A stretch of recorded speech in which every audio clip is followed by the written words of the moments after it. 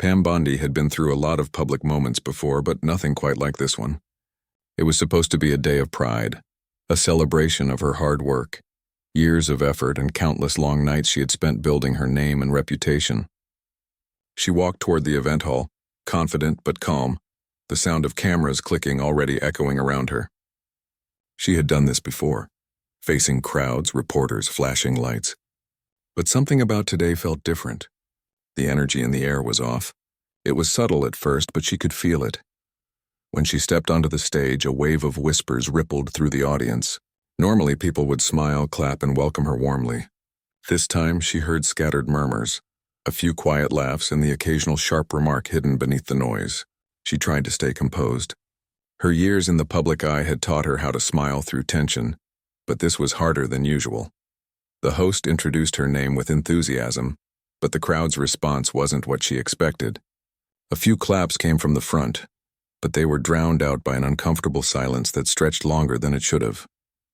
Pam adjusted her microphone and began her speech, pretending not to notice the uneasy atmosphere. She had practiced every line, making sure her words were balanced, fair, and hopeful. But before she even got halfway through, a voice from the back shouted something cruel. The words hit her like a stone. For a second, she froze. The crowd stirred, some laughing, others recording on their phones. More voices joined in, echoing the same tone, mocking, judgmental, loud enough for everyone to hear. She stood there, stunned, trying to continue. Her throat tightened, but she managed to keep speaking. The sound of laughter grew, and her voice began to tremble. Someone near the front pulled out a phone and started filming. She saw the red recording light and knew this moment would soon be everywhere. Online, in headlines, maybe even turned into jokes. Her chest felt heavy, but she refused to walk off the stage. She wanted to finish what she came to say, even if no one wanted to listen. After what felt like an eternity, she finally stepped away from the microphone. Her palms were cold, her smile forced. As she walked backstage, she could still hear people murmuring and laughing. A few members of the event staff tried to comfort her, but she could see the pity in their eyes. She nodded politely, muttered a thank you, and hurried to her car. The moment she closed the door, the silence wrapped around her like a blanket. Her driver didn't say a word. She stared out the window as the city lights blurred past, her reflection faintly visible in the glass. She looked strong on the outside, but inside she felt like something had cracked open. By the time she reached her home, her phone was already lighting up. Notifications, messages, calls, it didn't stop. She didn't even have to open them to know what they were about. The clip from the event had already gone viral. People were sharing it everywhere, cutting it into short clips, adding music, and mocking her expression. Some people said she deserved it. Others laughed at how she looked when the crowd turned on her. She tossed her phone onto the couch and sat quietly. The living room felt too big, too empty. She took a deep breath and tried to convince herself it wasn't that bad, but she knew better. The internet didn't forget things like this. By morning, it would be on every news feed. Pam had faced criticism before. She was used to it. In her career, every decision was scrutinized. But this felt different. This wasn't a debate or a disagreement about policies. This was personal. People weren't just arguing about what she said. They were laughing at her, enjoying her humiliation. She sat there for a long time, staring at the blank wall. Her mind replayed the scene again and again. The laughter, the shouting, the moment she froze on stage. She wanted to cry, but she didn't. Instead, she just sat still, numb. The hours passed slowly until she finally turned off the lights and went to bed, hoping that maybe the world would forget by morning. The next day proved her wrong. The story was everywhere. News outlets played the clip repeatedly, analyzing her body language, the way her smile faded, the way she gripped the microphone. Some called it a public meltdown. Others labeled it karma. The harshest comments came from people she didn't even know. Strangers who had probably never listened to her full speech now had opinions about her entire life. Her team called and suggested releasing a statement, but Pam refused. She didn't want to defend herself yet. She didn't even know what she would say.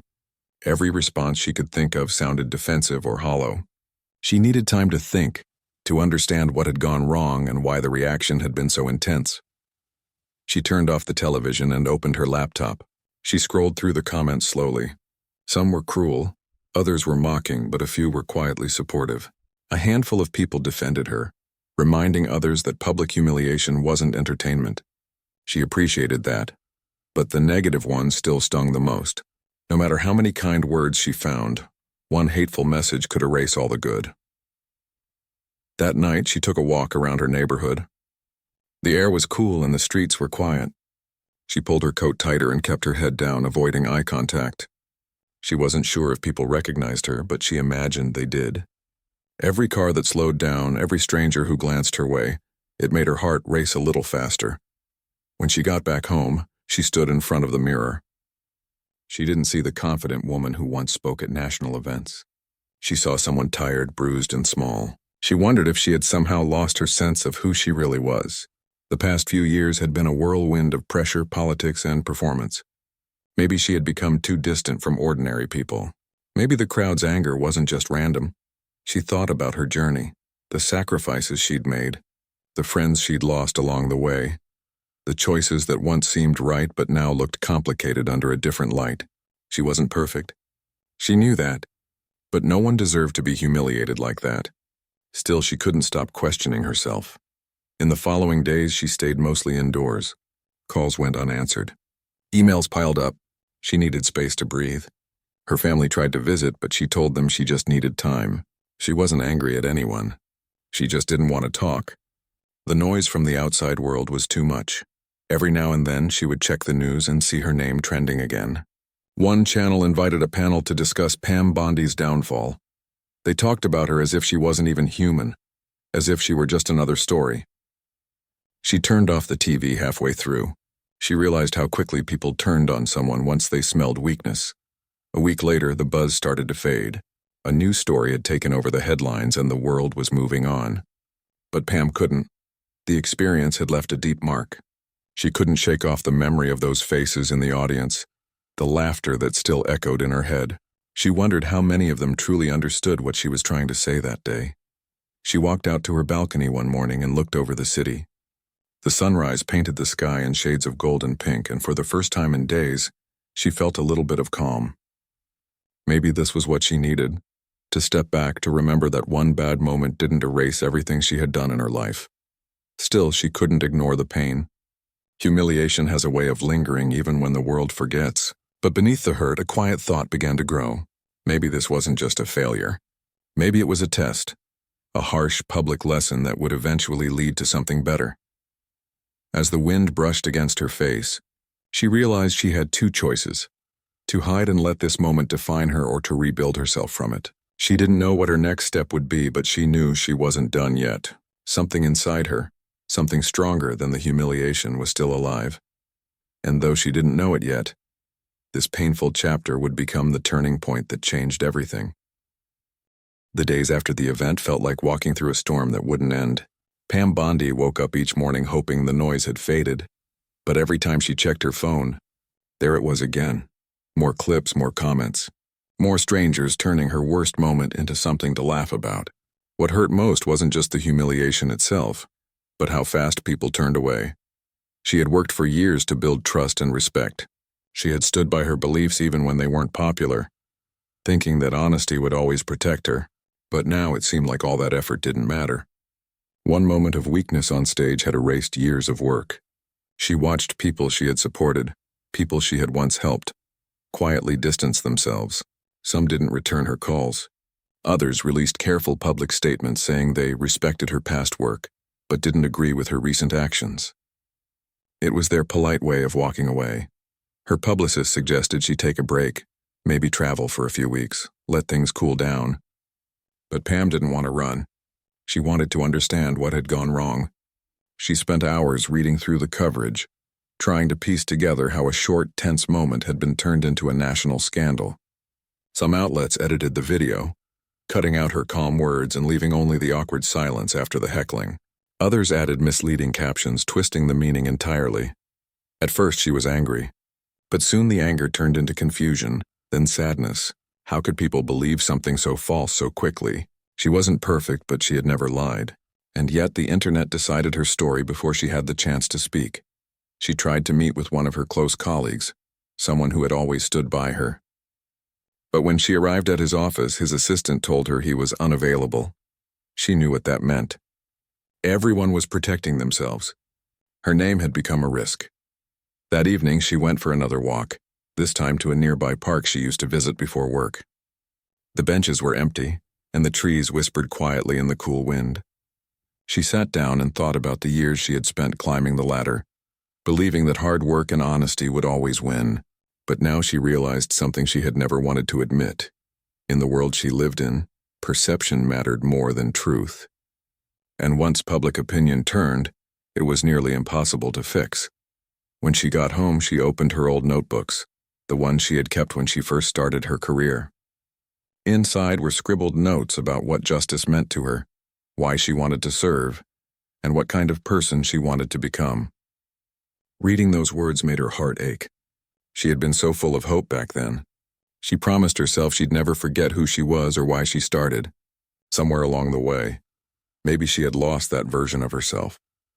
The following week, invitations she once received every day stopped coming. TV networks that used to call her for commentary suddenly acted like she didn't exist. The silence was louder than any insult. For someone used to being in the public eye, being ignored was its own kind of pain. One night, her closest friend came over. He didn't say much at first, just sat beside her while she scrolled through her phone. Finally, he said quietly, "You know it's not forever. The internet moves on fast." Pam smiled weakly. "Maybe, but they'll always remember this. No matter what I do next, this clip will follow me." He nodded. "Then maybe you don't fight to erase it. Maybe you fight to change what it means." His words stayed in her mind long after he left. She lay awake thinking about them, wondering what it would take to turn something so painful into something powerful. The next morning, she watched a talk show that was discussing her again. The host, someone who had once praised her work, now laughed along with the guests as they replayed the video. Each time they paused the clip to comment on her reaction, she felt another small cut in her chest. But beneath the hurt, she began to see something she hadn't before. Every person criticizing her was using her name for attention. They weren't really angry, they just wanted to be part of the story. They wanted clicks, views, engagement. They didn't know her. They didn't care about the truth. It wasn't personal to them. But to her, it was everything. That realization didn't make the pain disappear, but it gave her a strange kind of strength. If people could use her story for their gain, maybe she could reclaim it for hers. Still, the loneliness was heavy. She spent most of her days reading, writing, and walking. She stayed away from cameras, from interviews, from any public space where someone might recognize her. But she couldn't hide forever. Deep down, she knew she had to face the world again. Only this time, not as the person they thought she was, but as the person she truly wanted to be. One afternoon, she received a letter in the mail. It was from a young law student who had watched the viral clip and felt compelled to write. "I don't know everything about what happened," the letter said, "but I just wanted you to know that your silence taught me something. It reminded me that dignity doesn't come from winning an argument. It comes from how you handle being misunderstood." Pam read the letter 3 times. It was the first time in weeks she smiled without forcing it. It reminded her that not everyone saw her as a failure. Some people still saw her humanity beneath the noise. That evening, she called her assistant and asked for all her old speeches and press notes. She wanted to review everything, what she had stood for, what she had said, and how people had perceived it. It was time to face the full picture. As she read through her old work, she realized how much she had changed. Somewhere along the line, her voice had become more polished but less personal. She had started speaking in perfect lines instead of honest words. Maybe people had stopped connecting with her because they couldn't see her anymore. They only saw the image.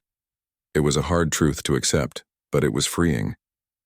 If she was going to rebuild herself, she would do it differently this time. No handlers, no rehearsed lines, no chasing public approval. Just honesty. The next few days were quiet. She spent mornings walking by the beach, watching the sunrise, thinking about how unpredictable life could be. She had gone from being praised on national television to being mocked on every screen in the country. Yet beneath the loss, there was a strange sense of peace forming. She was beginning to understand what mattered and what didn't. Somewhere deep down, she knew the storm wouldn't last forever. People always moved on to the next controversy, the next trending scandal. But she didn't want to wait for time to erase this. She wanted to take control of her story again. Her team still wanted to release a statement, something polished and strategic. She said no. If she spoke again, it would be on her own terms. She didn't want a carefully written apology or explanation. She wanted truth, not performance. She thought about how easy it was for people to forget that public figures were still human beings. The internet made everyone seem larger than life, but behind the screen, they all felt the same pain, the same doubts, the same need to be understood. That night, she opened her journal and began writing, not for anyone else but for herself. She wrote about what the experience had taught her, how quickly people judge, how fragile fame really is, and how important it is to stay grounded no matter how high you climb. Her handwriting was shaky at first, but as the pages filled, her heart felt lighter. By the time she finished, it was nearly dawn. The first light of morning crept through her window, and she looked at the stack of pages in front of her. For the first time since that terrible day, she didn't feel ashamed. She felt awake. She realized something powerful. Maybe this fall wasn't a punishment. Maybe it was a chance to begin again, to return to the reason she had started this journey years ago. The humiliation had stripped away everything fake around her, the applause, the flattery, the illusion of control. What was left was something real, and though she still didn't know how she would face the world again, she knew one thing for certain. When she did, she would do it as herself. No masks, no fear. She didn't need to be perfect anymore. She just needed to be real. The morning sun slipped through the curtains, filling the room with a soft golden light. Pam Bondi sat quietly at her kitchen table, a half-empty cup of coffee beside her. It had been weeks since that painful event, and while the noise had mostly faded from the headlines, its echo still lived inside her. Every time she closed her eyes, she could still see the crowd, still hear the laughter. But something inside her had started to shift. The shame was no longer controlling her. It was slowly turning into something else, something she couldn't yet name but could feel growing stronger. She had spent days writing in her journal, pouring out thoughts she hadn't shared with anyone. Writing became her way of understanding herself again. She began to see patterns, moments in her life where she had chosen to stay silent just to keep the peace. Moments when she had let others define her instead of standing firm in what she truly believed. The more she wrote, the clearer it became. She had lost touch with her purpose. The humiliation had shaken her awake. One afternoon, she packed a small bag, left a note for her assistant, and drove away from the city. No cameras, no schedule, no destination. Just her and the open road. For the first time in years, she didn't have to pretend to be anyone but herself. The silence of the highway felt like medicine. She rolled down the windows and let the wind wash over her. It was strange how freedom could feel both heavy and light at the same time. After several hours, she arrived at a small coastal town she used to visit in her younger days. It was quiet, peaceful, the kind of place where people still said hello to strangers. She checked into a modest inn by the beach and decided to stay for a while. She needed space, not just from the world, but from her own thoughts. The first few days, she simply walked. She'd wake up early, take her shoes off, and walk along the shoreline. The rhythm of the waves seemed to slow her heartbeat. Each step helped her let go of the noise she'd carried for so long. The ocean didn't care about her past. It didn't judge her. It just kept moving, steady and constant. One evening, she sat on a bench overlooking the water. An older woman sat beside her holding a fishing rod, her face calm and weathered. They didn't speak at first, just watched the sun sink below the horizon. Finally, the woman said, "You look like someone trying to remember how to breathe again." Pam smiled softly. "Something like that," she said. The woman nodded. "Whatever it is, just remember, storms don't last. They change the shore, but they never stay." It was such a simple thing to say, yet it stayed with her long after the woman left. Maybe the storm that had hit her wasn't meant to destroy her. It was meant to reshape her. Over the next few days, Pam began reconnecting with the small things she had forgotten she loved. She helped at the local community kitchen one afternoon, quietly serving food to people who didn't even know who she was. No cameras, no reporters, no one expecting anything from her. Just people helping people. It reminded her of why she had started her career in the first place, to make life a little fairer for those who couldn't fight for themselves. One of the volunteers, a young man, noticed how thoughtful she seemed. "You've got a heavy heart," he said one afternoon as they cleaned up. "But you're here helping. That says something about who you really are." Pam didn't answer, but his words sank deep. Maybe her worth wasn't in how perfectly she presented herself, but in how honestly she lived. That night, she sat on her balcony watching the stars. For the first time in months, she felt peace. Not the kind that comes from pretending everything's fine, but the kind that comes from accepting that it's not, and still being okay with it. Days turned into weeks. She read old books she once loved, cooked her own meals, and talked to people who didn't treat her like a headline. Slowly, she began to see herself not as the woman who had been humiliated, but as the woman who had survived it. One afternoon, while walking through the town square, she overheard a small group of people talking about her. They recognized her but didn't approach. Instead, they spoke quietly about what had happened months ago. One of them said, "I think people were too quick to judge her. Everyone messes up sometimes." That single comment filled her with warmth. It reminded her that while some people loved to tear others down, there were still those who understood compassion. That evening, she took out her journal again. But this time she didn't write about pain. She wrote about purpose. She wrote about how easy it was to lose yourself when the world keeps telling you who to be. She wrote about the difference between being respected and being understood, and then she wrote one simple line that would later guide her every step. Truth doesn't need to be loud, it just needs to be steady. That sentence became her turning point. She decided she was done hiding. The world might have mocked her, but she had learned something they didn't see. Failure wasn't the end. It was just another beginning. She realized she didn't need to return to the old version of herself. She needed to step into a better one. When she finally left the coastal town, she felt lighter. Her car was the same, her name was the same, but something deep inside her had changed. She was no longer running from her past. She was carrying it with strength. Back in the city, her home felt different. It wasn't the cold, quiet space she had left weeks ago. It was filled with new energy, new understanding. She opened her windows, let the air in, and looked out at the skyline that once made her feel small. Now it just reminded her that life always moves forward. She reached out to a few old friends, only the ones who had stayed silent but hadn't abandoned her. They met for coffee, and though the conversations were awkward at first, they ended with laughter. One of them said, "It's good to see you smiling again." Pam smiled back. "It's good to mean it this time." But she still knew one thing clearly. She wasn't ready to return to the spotlight just yet.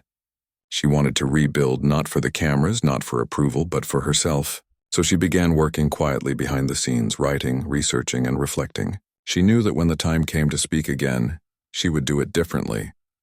She started visiting schools and community centers without any media attention. She spoke to young people about resilience, about handling criticism, about staying true when life turns cruel.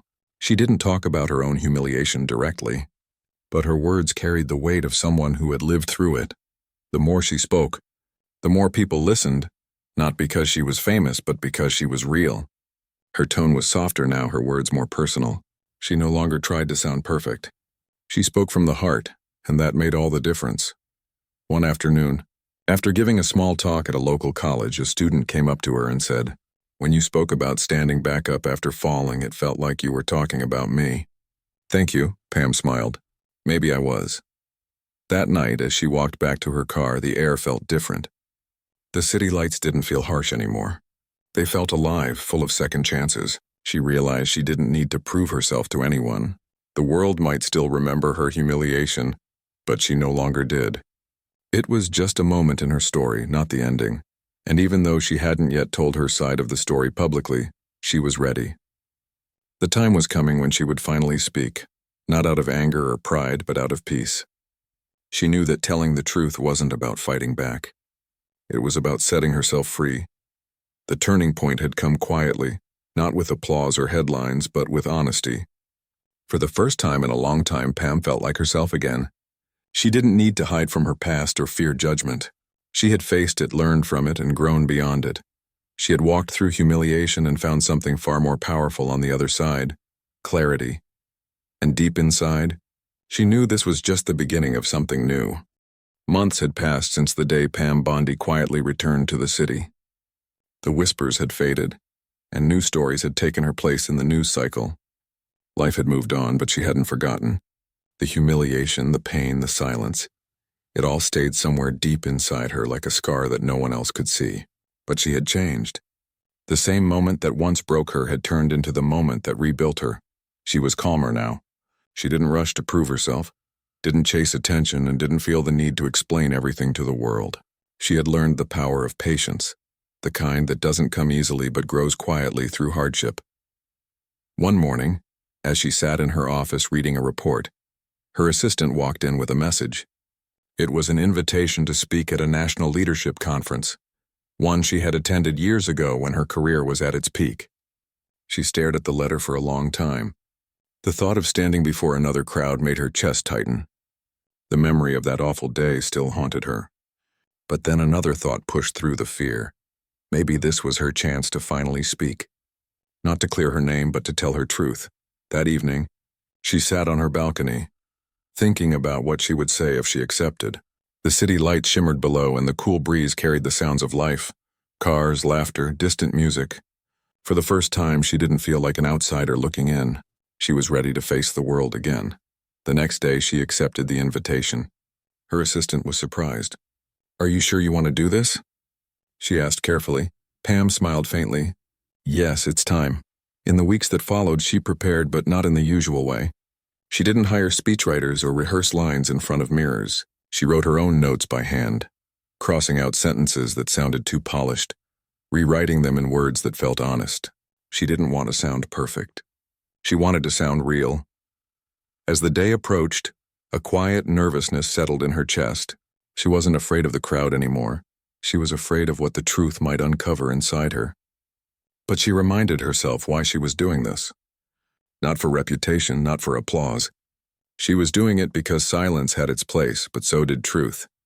When the morning of the event arrived, she dressed simply. No bold colors, no expensive jewelry, no need to impress.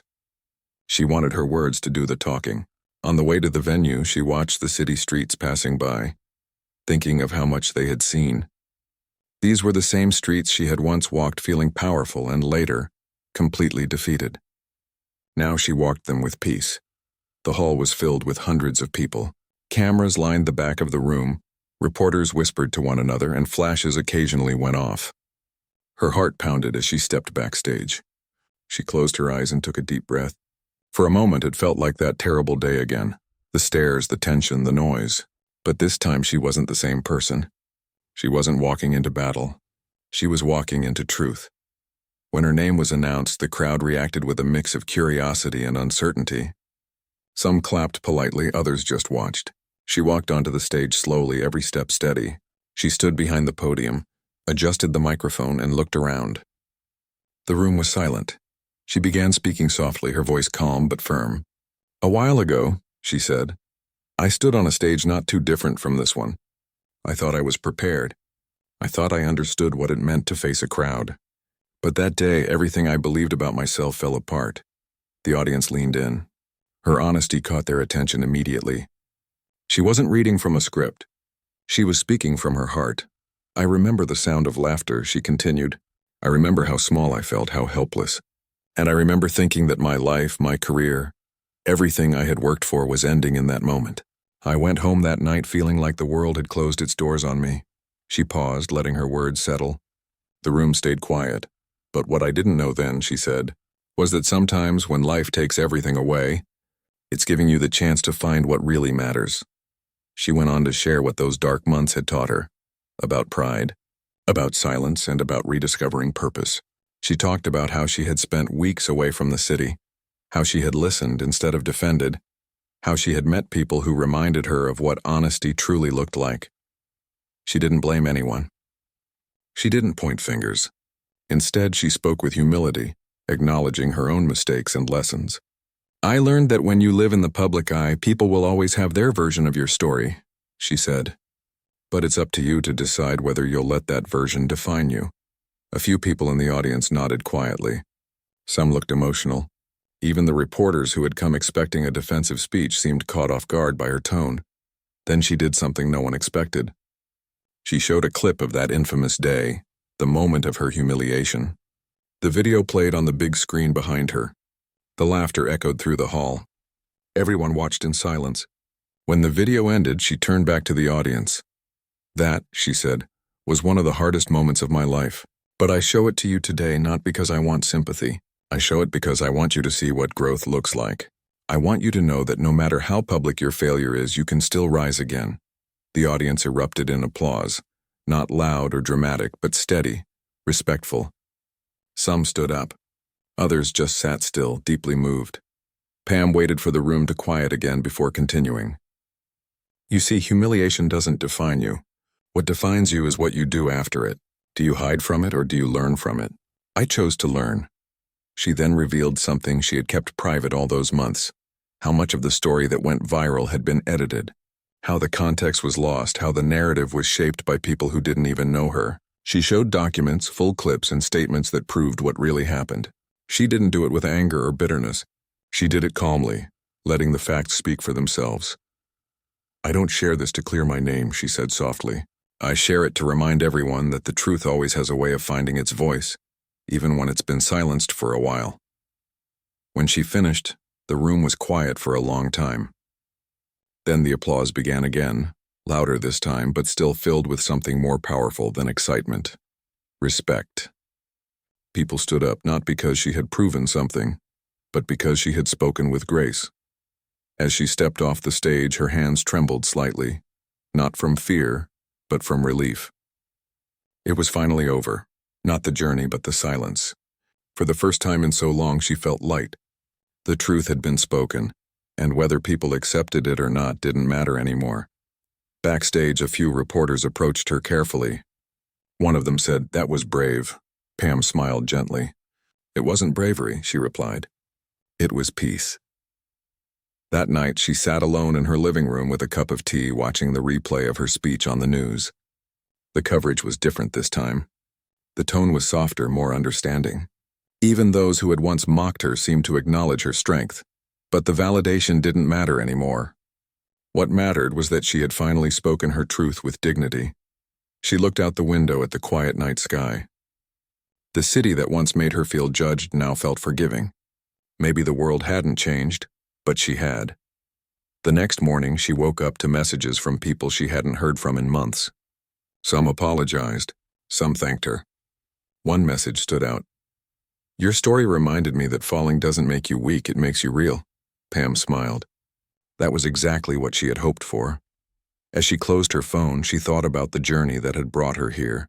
The humiliation, the loneliness, the rediscovery. Every painful step had led her to this moment. She finally understood why it had to happen. Without that fall, she never would have found this version of herself.